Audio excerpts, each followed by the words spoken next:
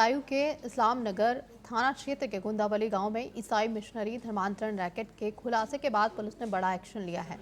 आरोप है कि बीते 6 सालों से पास्टर हृदेश उर्फ विक्की और उसकी पत्नी नीतू गांव में प्रार्थना सभा कर लोगों को ईसाई धर्म अपनाने को प्रेरित कर रहे हैं। स्थानीय महिला अंजू के घर से ये सभाएं होती थी, जहां भूत प्रेत से मुक्ति और स्वास्थ्य लाभ के लिए लोगों को आकर्षित किया जाता था और पुलिस ने तीनों के खिलाफ एफआईआर दर्ज की है और पास्टर को गिरफ्तार कर लिया गया है, जबकि दोनों महिलाएं फरार हैं। पास्टर के मोबाइल से कई आपत्तिजनक फोटो और सबूत मिले हैं। सीओ बलसी संजीव कुमार का कहना है कि मामले में जांच हो रही है। कल थाना इस्लाम नगर पुलिस को ट्विटर के माध्यम से जानकारी मिली कि गांव गुंदावली में कोई व्यक्ति आकर प्रार्थना सभा करता है। इस सूचना पर पुलिस गांव में पहुंची। आसपास के लोगों से जानकारी करने पर पता चला कि हृदेश नाम का व्यक्ति, जो कि कासगंज का रहने वाला है, गांव में आकर कभी कभार गांव में आता है और सभाएं करता है, प्रार्थना सभाएं करता है। इसके अलावा और अन्य जानकारी की गई, लेकिन कोई भी ऐसा पीड़ित नहीं मिला जिसको धर्मांतरण संबंधित कोई जानकारी दी हो जिसने। परंतु फिर भी उसकी गहन पूछताछ जारी है और गहन पूछताछ के उपरांत यदि पुष्टि होती है तो विधिक कार्रवाई की जाएगी। उत्तराखंड के ऋषिकेश में नीलकंठ पैदल मार्ग पर रास्ता भटककर 3 शिव भक्त घने और खतरनाक जंगल में पहुंच गए। ये इलाका राजाजी टाइगर रिजर्व का था, जहां जंगली जानवरों का खतरा रहता है। सूचना मिलते ही एसडीआरएफ और पार्क प्रशासन की टीम भारी बारिश, अंधेरे और फिसलन के बीच जंगल में रेस्क्यू के लिए निकल पड़ी। घंटों की मेहनत के बाद टीम ने तीनों शिव भक्तों को सुरक्षित बाहर निकाल लिया है। बचाए जाने के बाद भावुक हुए भक्तों ने टीम का धन्यवाद किया है और उन्होंने भगवान का दूत बताया है।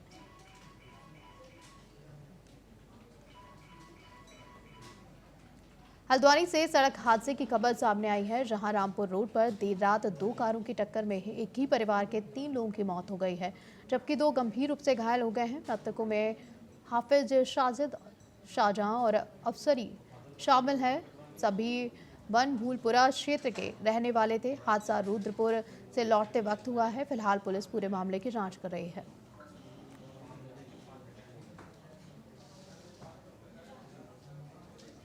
अमरोहा में पुलिस ने एक चूड़ी की दुकान पर छापा मारकर नशे के काले कारोबार का भांडाफोड़ किया है। छापेमारी के दौरान पुलिस ने 2 तस्करों को गिरफ्तार किया, जिनके कब्जे से लगभग 30,000 कीमत की चरस बरामद हुई है और इसके अलावा दुकान के मालिक समेत 2 अन्य लोगों को हिरासत में लिया गया है। फिलहाल पुलिस पूरे मामले की जांच कर रही है और आरोपी से सख्ती से पूछताछ कर रही है। पुलिस अधीक्षक अमरोहा के नेतृत्व में अपराध और अपराधियों के विरुद्ध चलाए जा रहे अभियान के क्रम में गजरौला थाना पुलिस द्वारा कस्बा गजरौला स्थित चूड़ियों के दुकान से मादक पदार्थों की तस्करी करने वाले 2 अभियुक्त गण अबरार पुत्र इसरार और मोहित पुत्र मूलचंद को गिरफ्तार किया गया।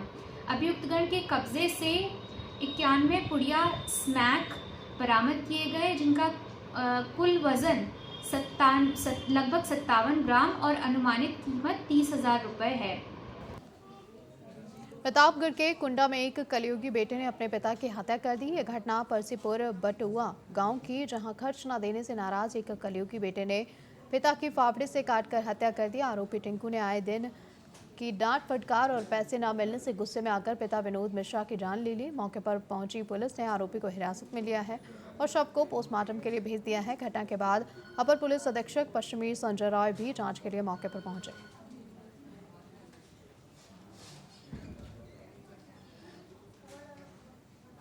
यूपी के आगरा में एक युवक की कार पर बदमाशों ने हमला कर दिया। गाली गलौज करने के बाद लाठी डंडों से तोड़फोड़ की और तमंचे से धमकाया है। कार के शीशे चकनाचूर कर दिए गए। पीड़ित ने किसी तरह भागकर जान बचाई है और पुलिस को सूचना दी। ये पूरी घटना सीसीटीवी में कैद हुई है। फिलहाल पुलिस ने एफआईआर दर्ज कर जांच शुरू कर दी है।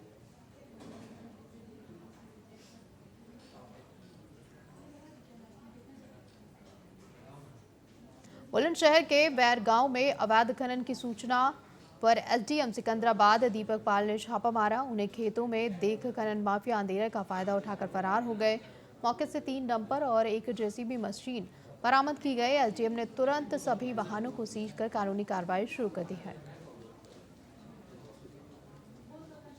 बुलंदशहर में खनन पर एसडीएम की छापेमारी की गई, जहां पर बुलंदशहर में खनन करने वालों को अंधेरे का फायदा उठाकर फरार हुए माफिया पर कानूनी कार्रवाई शुरू कर दी है। हालांकि 3 डंपर और एक जेसीबी मशीन सीज की गई है। बुलंदशहर का ये हादसा पूरा खनन पर एसडीएम की छापेमारी की गई है।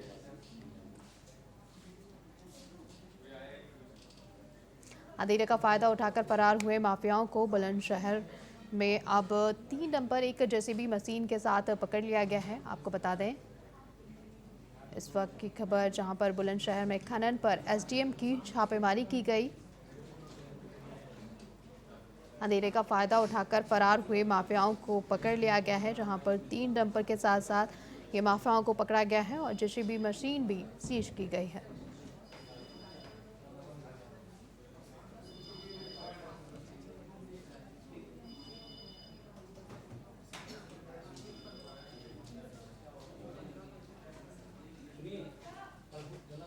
नोएडा में विंध्य टेली लिंक्स लिमिटेड पर फंटास्टिक सूचना प्रौद्योगिकी सेवाएं प्राइवेट लिमिटेड के साथ 10 करोड़ से अधिक की धोखाधड़ी का आरोप लगा है। फंटास्टिक को रेलवे विभाग से 35 करोड़ की निविदा मिली थी। आरोप है कि विंध्य टेली लिंक्स ने इसे बाधित कर झूठे दस्तावेजों के जरिए फंटास्टिक सूचना प्रौद्योगिकी सेवाएं प्राइवेट लिमिटेड से जबरन अपनी शर्तों पर कार्य करवाया। लगभग 10 करोड़ रुपए का कार्य फंटास्टिक को खुद के खर्च पर करना पड़ा, जबकि भुगतान किसी अन्य पक्ष को हुआ। आरोप यह भी है कि विंध्य टेली लिंक्स अब बलपूर्वक भुगतान की मांग पर और लीगल कार्रवाई की धमकी दे रही है। मामला कोर्ट में लंबित है और शिकायत नोएडा सेक्टर 126 थाने में दर्ज है, लेकिन अब तक कोई गिरफ्तारी नहीं हुई है, जिससे पीड़ित पक्ष नाराज है। इन्फ्लो और एस्टोनिया को उनकी रिस्पॉन्सिबिलिटी है, हम उनसे डील करें। और दूसरी तरफ एस्टोनिया और इन्फ्लो हमारा किसी भी सवाल का जवाब नहीं देता, किसी ईमेल की रिप्लाई नहीं करता है और ले दे करके वीटीएल जो है वो हमारे पीछे पड़ा हुआ है कि वो पैसे दे दो। अब आप खुद बताइए कि एक काम के लिए जिससे मैंने किसी और से कराया, उसी काम के लिए मैं किसी और को पैसे क्यों दूं? मतलब आप कहना चाह रहे हैं कि मैंने गाड़ी खरीदी है 10 लाख की, उस गाड़ी की मैं 2 बार पेमेंट करूं। ये हमारे लिए हमारे साथ ज्यादती हो रही है और इसके लिए हम फाइट कर रहे हैं। तो पहला फ्रॉड तो ये हुआ कि भाई एस्टोनिया के पास जाकर सारा फंड पाक हो गया। दूसरा इसमें सबसे बड़ा निकल के आ रहा है जो विंध्या टेलीलिंक ने दबाव डालने के लिए हमारे ऊपर जो टेंडर का काम मिला था, जो कि विंध्या टेलीलिंक के आगे सब कॉन्ट्रैक्टर्स और विंध्या टेलीलिंक ने नहीं किया, वो हमने अपने घर बेच के, घर को गिरवी करके, फ्रेंड्स एंड फैमिलीज से लोन लेके, लाखों में करोड़ों में खुद 168 रेलवे स्टेशन को फंड किया